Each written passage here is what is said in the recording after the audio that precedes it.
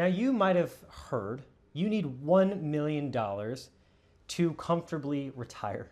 Now, while that very well might be true for some folks out there, in my opinion, it is one of the more misleading rules of thumb in this industry when it comes to retirement.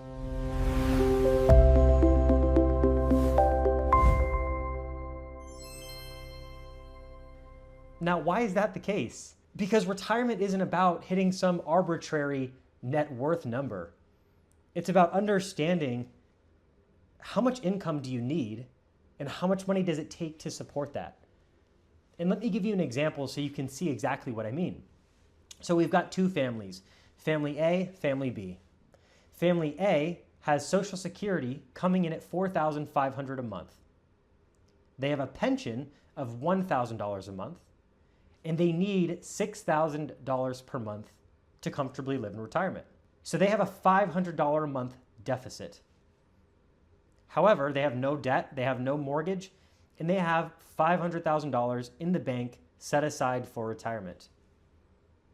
Now, family B, on the other hand, same amount of Social Security, $4,500 a month.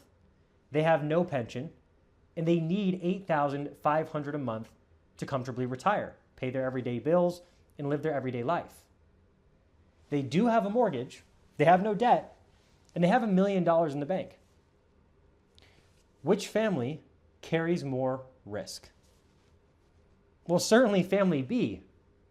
If we look at family A, they have $500,000. They only need $500 a month to sustain their lifestyle and to pay their bills.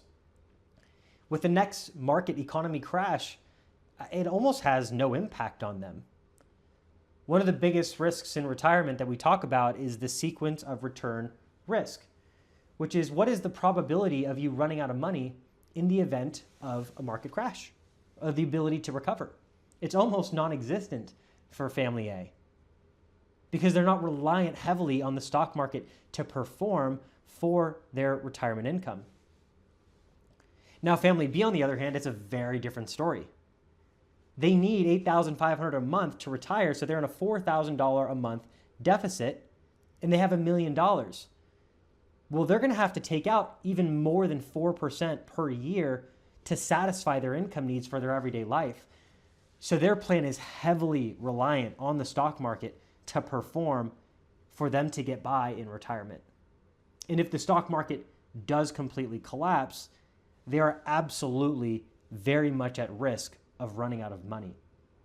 But they have more money, right? They have $1 million. While this person has half the amount of money and yet is likely going to live a much more comfortable retirement.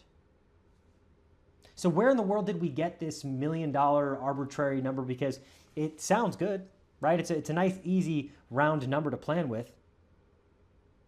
But there are 4 different factors that you want to consider. So number 1 is your lifestyle, right? Because what is your minimum dignity floor? And what we call that is those are your essential bills in retirement. To have your dignity, you still need to pay the property tax. You've got to pay your health care and Medicare. We've got to keep the lights on and our electricity. We've got to put food on the table. These are our everyday necessities. So that's what your minimum dignity floor would be, your essential bills. Someone that has a essential bills minimum dignity floor of $4,000 a month compared to $7,000 a month, those are very different liabilities. And then you want to look at what your spending habits are, right? So your lifestyle absolutely matters. Now, second is age. Age is important because somebody retiring at 59, planning for 30 years, is very different than someone retiring at 69, planning for, let's say, 20 years. They have a much longer life expectancy. They're going to have to make their money last much longer. So your age absolutely matters. Your income sources, number 3, matter. Is your income coming in from Social Security and pensions, maybe rental income and things of that nature that are a little bit more secure? Or are we heavily reliant on the stock market to perform, whether it be stocks, bonds, dividends, for our income? And flexibility, this is a really big one. Even if you have a goal of having more income in retirement because you like to spend, the ability to pull back is dramatically powerful. Because, for example, the stock market collapses, if your ability to cut back on spending because it's mostly discretionary, That's really powerful because for some folks, if your liabilities are a lot higher, it might not be as flexible. Even when the stock market collapses, those bills, those liabilities still need to get paid. It therefore can create more risk. So the question is, right, how flexible and how much flexibility do you have in your plan? Now, I've seen people retire with $300,000, be extremely successful, very confident, having a wonderful retirement.